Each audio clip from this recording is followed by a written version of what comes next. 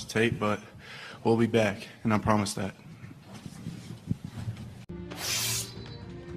The king in the north! The king in the north!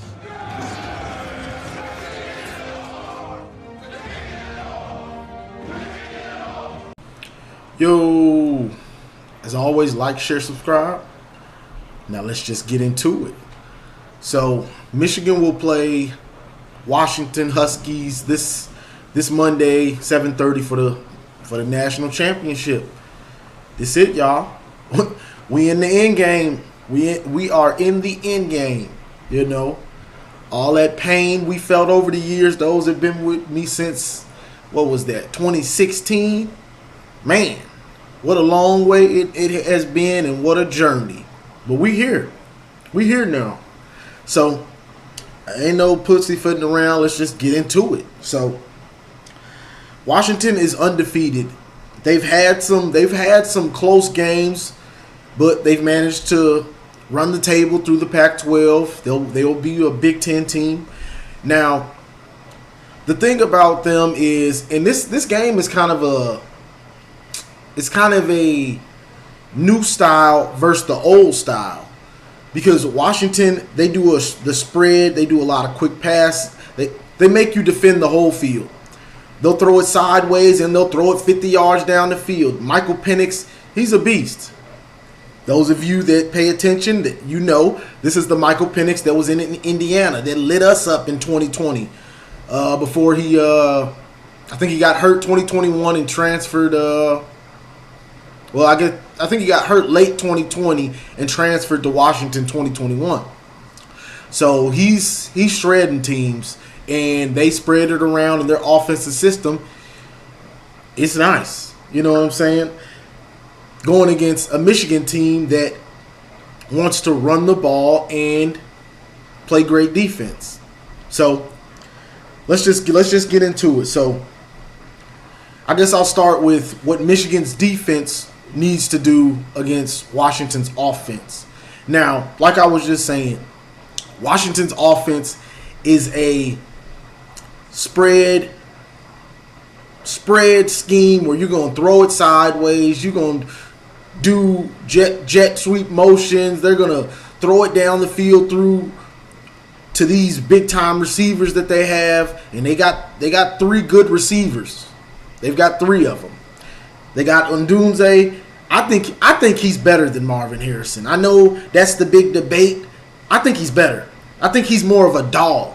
Like, I'm going to fight for the ball. I think Marvin Harrison he's got great work ethic with unlimited talent, but I don't think he's a dog.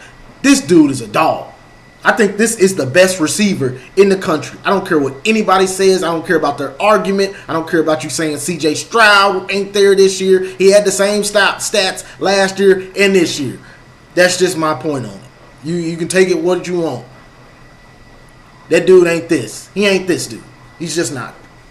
So, that being said, you got our work cut out for us, because not only is it a lot to deal with the spread, but their coach, he knows what he's doing. He's won, and he's won on different levels. So he knows what he's doing in his scheme.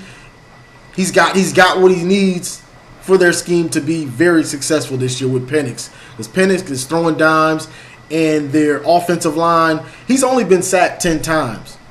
Now, with that being said, that's because he's smart and knows what he's doing. So when you got a quarterback that's in a system that can help him get rid of the ball, but he's also smart.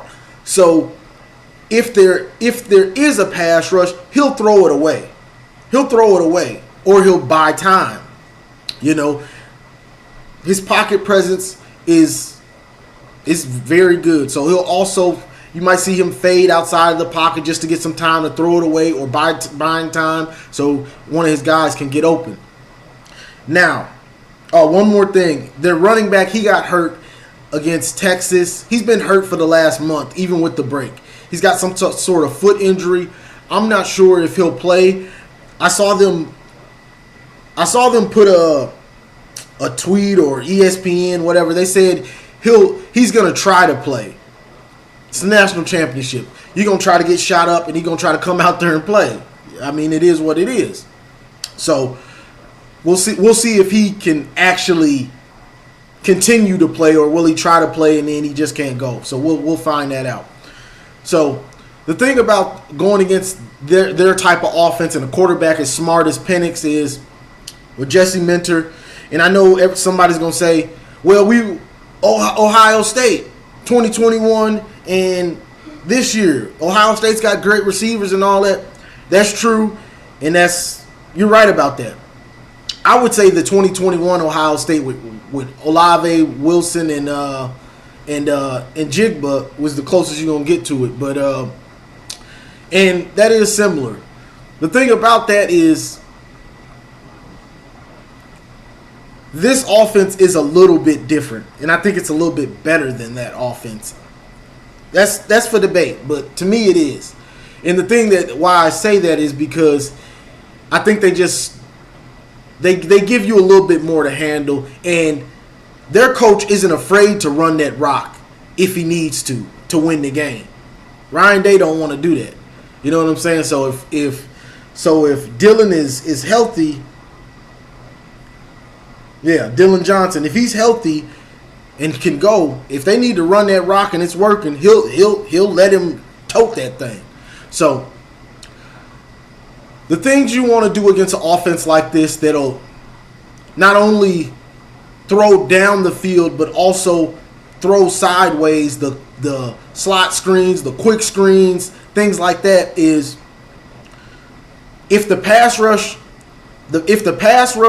isn't able to get there and you're coming around the edge, you want our ends and players like that, the defensive line as a whole, you want them to get their hands up, try to knock those passes down. Similar to Braden McGregor against Ohio State this year and last year. You want to get your hands up. You got a quarterback that's got a quick release. He's going to get rid of it. He knows where he wants to go. If he's throwing it sideways or short, you know you ain't getting there, so try to anticipate the throw, get your hands up, knock it down. Those are big-time plays. Even though it just looks like an incomplete pass, those are big-time plays. So, besides that, those dudes got to be dogs. When they do try to really throw downfield and get those big chunk plays, those dudes up front got to be dogs. You were dogs last game against Bama, but This is the Joe Moore award-winning offensive line. So these dudes don't give up sacks. Bama, like I said, Bama gives up sacks. They got 50, gave up 40-something sacks, almost 50 sacks. So that was a different thing. This team, you got to come out and be dogs. Josiah Stewart, Braden McGregor, you got to understand what's going on. Jalen Harrell, understand what's going on, whether it's a quick throw or whether it's going deep, and, adjust your pass rush accordingly. You know what I'm saying? So that's one thing. The other thing you're going to have to do, you're going to have to run a lot of man against this team. You're just going to have to. Because the thing about if you wanted to run a zone, which we're going to run some zones, but if you run a lot of zones, it can mess you up with the screens and things like that. A team running so many screens and stuff, it's easier to get off against a zone than it is against man defense. But the safeties, you're gonna have to play too high in this one. And us talking about the Ohio State game, you want to pretty much take that blueprint for the most part into this game. You want to keep those safeties high. Don't give up big touchdown plays. You can give up a big play, but you don't want to give up those big touchdown plays to them. You can give up a big play, make the tackle, then bend but don't break, make them kick field goals. But for the most part, you want to keep those safeties high, because a team like this, they're going to want to throw those deep balls. They're going to want to get those big chunk plays. So when they do that, when a team is built like that, that means they're gonna try it even if you're there.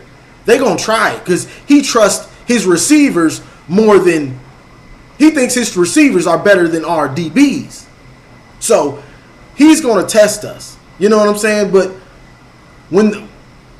and what I mean by that is when, let's say you in one-on-one coverage, whether it's Josh Wallace, Sanger Steele, or even Will Johnson, just having good coverage ain't enough in a game like this. You having good coverage thinking, he ain't going to throw at me, I got him blanketed. Nah, bro. You done did 50% of the job. But the rest of the job is you understanding that ball will still come to you even with good coverage because he trusts his receiver to make a big-time play. So that's the thing. The guys are going to have to understand that just having good coverage, you're going to have to find that ball and try to make a play on it because he's going to throw it when you have good coverage. He's going to throw it at you. Now,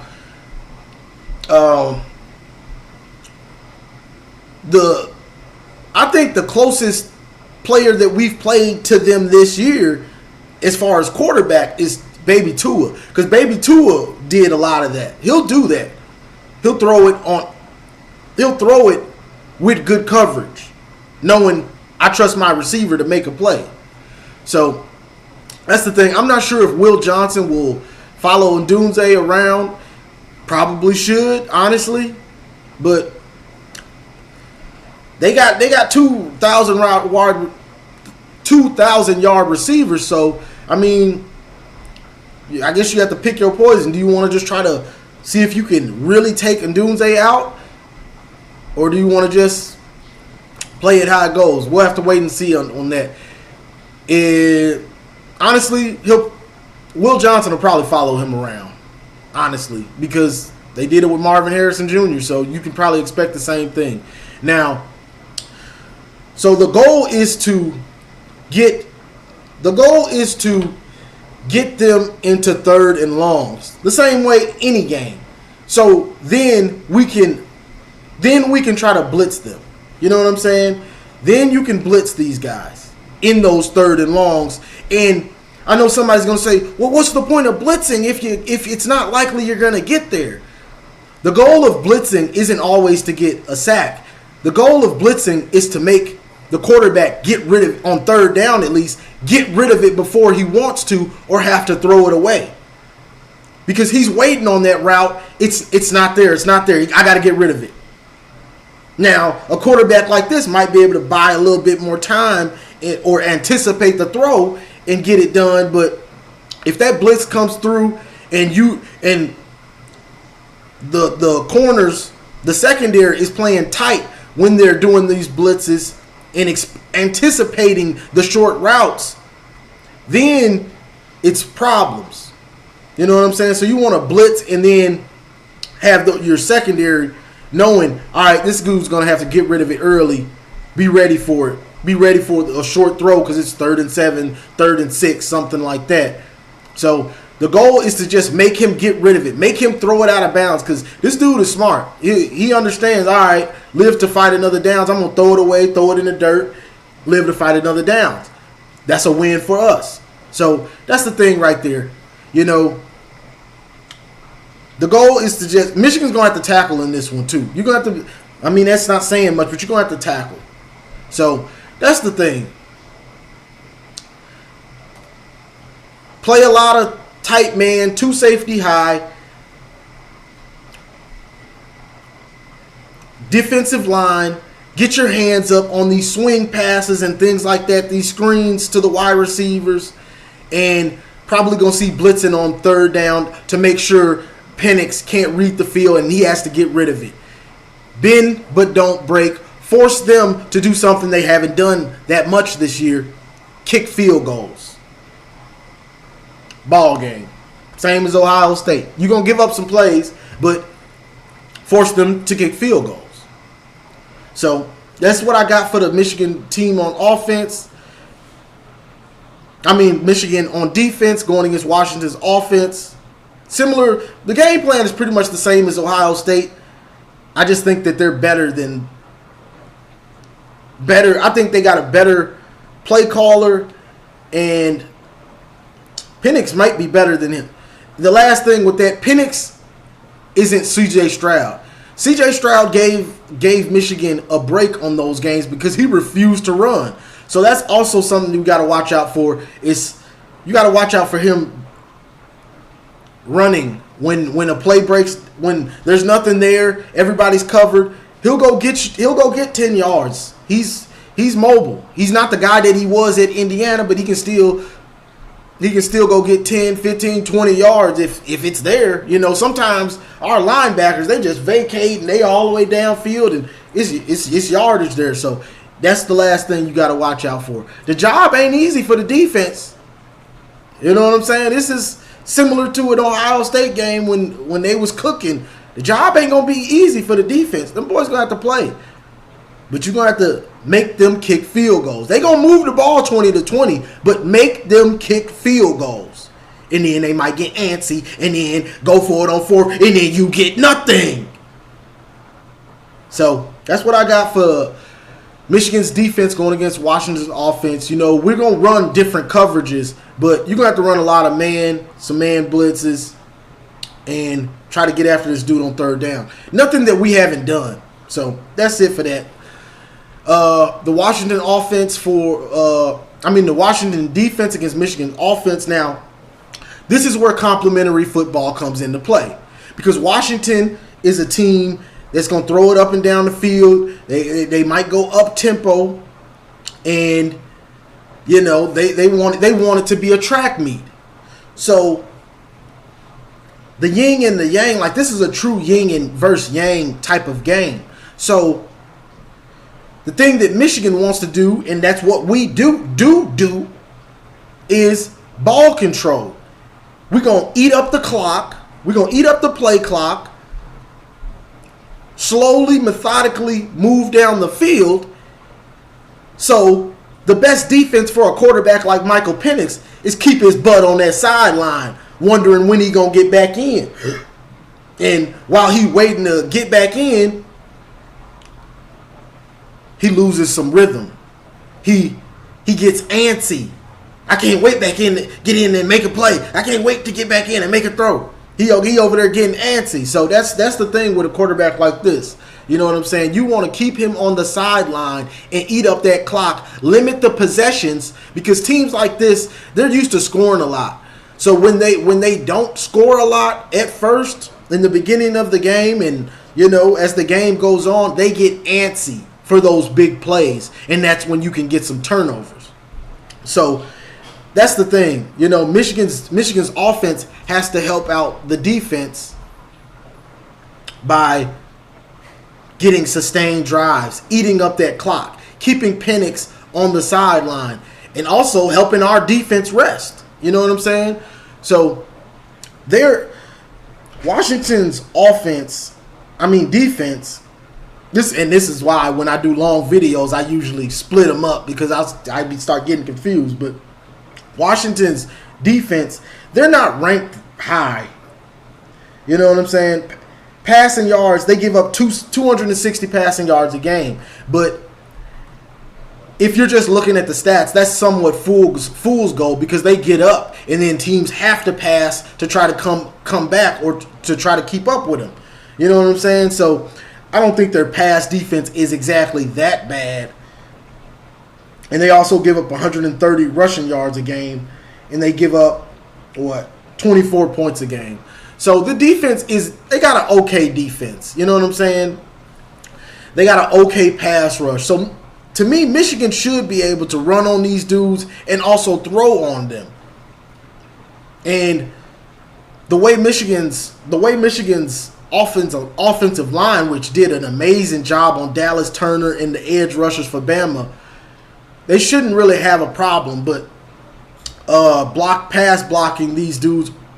But the thing is, you never know. you never know. You know what I'm saying? You never know. So these boys, the only thing I just hope that the Michigan players aren't feeling themselves too much, thinking just because we beat Bama, I can block anybody. Just make sure you know you can block somebody. Don't take it for granted. Come out there with that same hunger and that passion that you did with Bama on that offensive line to handle business. But You know, it's to me it's the same old. Like Michigan don't really have to change much. You still want to do the same eye candy. You want to do the motion. You want to do all these things to create confusion. Play action. We didn't do enough play action. To me, I don't know why Sharon Moore holds on to play action. I don't get it. Because, and I've said this before, everybody we play expects us to run that rock down their throat, or at least attempt to. So they run blitz. Everybody we play run blitz, or if they're not run blitzing, their linebackers are keying the run. So they're making sure to take that step when the ball is hiked. They're going to take that false step towards the line. That's just it's going to happen every game we play. So I'm not sure why he holds on to play action so tight, bro. Like, I get it. You don't want to overuse it, but I think he leaves a lot of plays on the field by not using it more. Like 5 play action passes, that ain't enough to me. It just don't seem like enough to me. Like, you need to use that more. But hopefully we do see some more of those running back plays, those play actions to the flat to Blake. I love the drag routes. Drag routes, I love them. Love to see some more of that stuff, you know. But for the most part, it's the same old on offense. You know, run Blake, spread the ball around. You never know who's gonna beat you, whether it's Cornelius, Roman, Loveland, Barner, Donovan, Tyler Morris, big time catch. I know Bama was like, where this dude came from? He done took it 40. What? Where he come from? You know what I'm saying? So that's the thing. Michigan spreads the ball around. It's hard to key in on one player. You know what I'm saying? I know Samaj is going to get a chance to redeem himself. Hopefully that he understands the moment, and when he gets his chances, because I'm sure he's going to get a couple touches or so. Make the most out of it. Yeah, you let some stuff. The game was too big for you. The Rose Bowl was too big for you. You're a freshman. That's nothing. That's not a surprise. That's nothing big. But guess what? You got a chance to make up for it in the championship. The seniors said, all right, youngster, we got it. Just be ready to make a play in the championship. So now you got the chance to make a play in the championship. So that's just what it is. So we spread that ball around and do what we do. But Michigan's got a chance to really control the game and win this championship. On offense, it ain't much to say. You gonna do the same things we've been doing all season. Run the ball, spread the ball around. Just gotta execute. I love to see us come out and just really just execute. Just like we've been waiting for this moment. We here now, and we just out here executing. Just put it all together.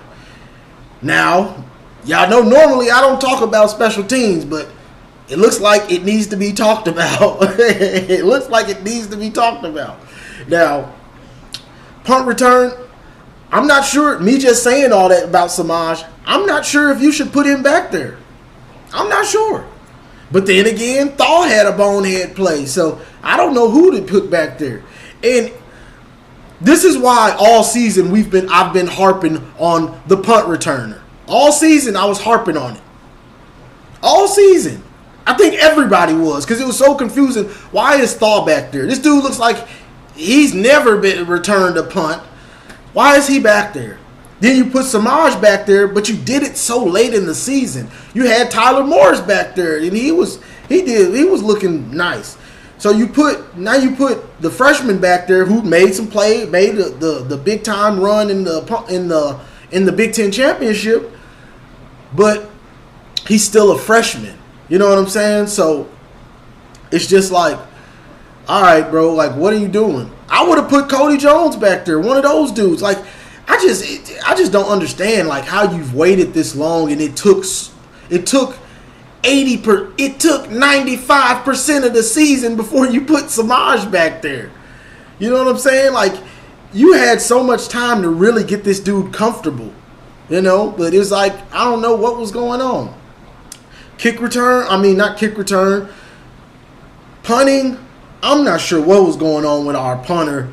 Like, bro, our punter really made that game harder than it had to be. If he was punting for distance and getting like 50 or 60 yards a punt, something like that, or really booting it, the game would have been ugly because Bama wasn't going to be able to go the whole field. But he was kicking it 35, barely 40 yards most of the game. And Bama was good and getting great field position out of it most of the game. Most of that game, we had terrible field position. Partly because Samaj, it was all because of special teams. You had Samaj, you had Thal dropping those punts. You had the punter not kicking it far at all. Like, bro, what is going on? But he made it hard on the offense because he was giving Bama good field position. And then on the other end, Bama's punter, he's booting it 55, 60 yards every time. So special teams is really what kept Bama in that game. The special teams, Jay Harbaugh, looking at you.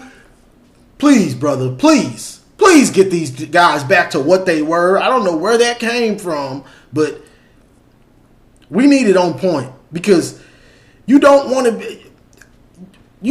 have to drive the whole field all the time. You know what I'm saying? Because you can get the ball at your own 30. Let's say you don't get any yards, and then your punter punts it to the 40. Like, bro, come on. Like, now they've got good field position. So it can just keep going like that until you have a decent enough drive, and then maybe you punt it and you have a decent drive. Say you get to the 50 and then you punt it. Okay, now the field is flipped.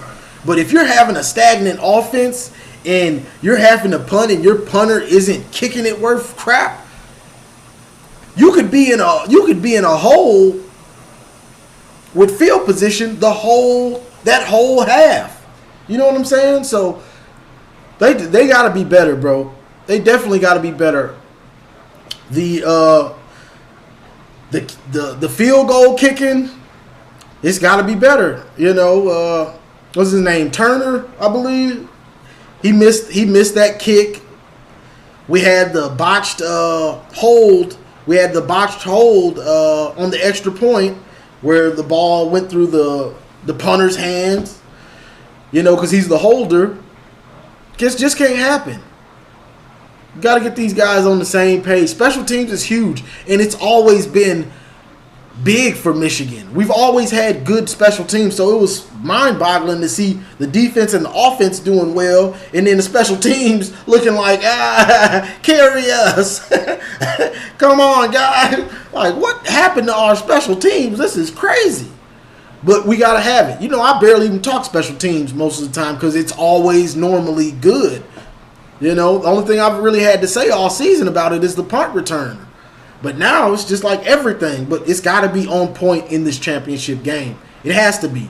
Especially kick returner, especially punting. Because we don't want to give Penix. Penix gets a short field. If he gets it on the 40 or the 50, he already thinking, man, I'm about to score in one play. I'm about to score in one play, dog. We already in the end zone. You gave it to me at the 50? Say goodnight. So, yeah, you don't want to be giving these dudes no short field. That's for sure. You know, so that's the thing. Kick return. I mean, special teams in general, they just got to be better. I got faith in them. They haven't played like that all year. Even Thal. I mean, when they put Thal back there again, I was like, okay, they got him back there. But the fact that he was on the 5, he caught it on the 6. Like, bro, why are you catching that ball on the 6? That ball looked like it was going to hit and go in the end zone. You know, let it go, bro. Just get away from it. If they down it at the 1 or the 2, I can accept that, bro, because you ain't supposed to catch it on the 6. You're supposed to let it bounce and hope that it goes in the end zone. So let that thing drop. So the fact that he did, I was like, man, what is going on? So those dudes got to be better. Because if we're going to be 100, we almost lost that game because of Thaw trying to catch that punt. Like, we had so many of these, we're this close to losing this game. Like, we almost lost that game on Thaw doing that play. Because if they get a safety, we got to kick it to Bama. Ball game. That close. So, special teams is important. It's got to be better. But I think Michigan is up to the task. They came a long way, and I just talked a long way on this video. So, Michigan has came a long way. They got the battle wounds of 2021, 2022, and some of these players from 2020 when we were horrible. So, this is what they came back for. This is what they've been fighting for. And get it done. Get it done. Like I said when we played Bama, they ain't just going to hand you the championship. You got to take it. They ain't going to hand you the championship. You got to take it. So, with that being said, you got to take it from Penix. You got to take it from him. You got to take it from Washington. That dude, he already feel like they got cheated out of the Heisman. He probably feel like he should have won the Heisman, but I didn't win the Heisman, but I'll take the national championship. That's better. I'll take that. Nah, brother, you leaving with nothing. That's the attitude we got to have. You get nothing. We done fought all this time. Take it out on Washington. Leave no doubt. Leave no doubt. Sorry that y'all had to play us in this game. We got too many scars in this playoff. It's our time. Sorry you made it this year. This was the wrong year to make it. We hungry. So that's the mentality, y'all.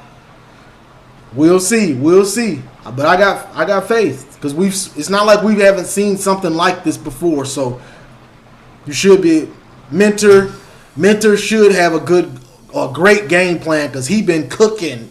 That boy cooking. So, it is what it is. So we'll see. This is what it's. We in the end game now. We in the end game. So, like, share, subscribe, and as always, go blue.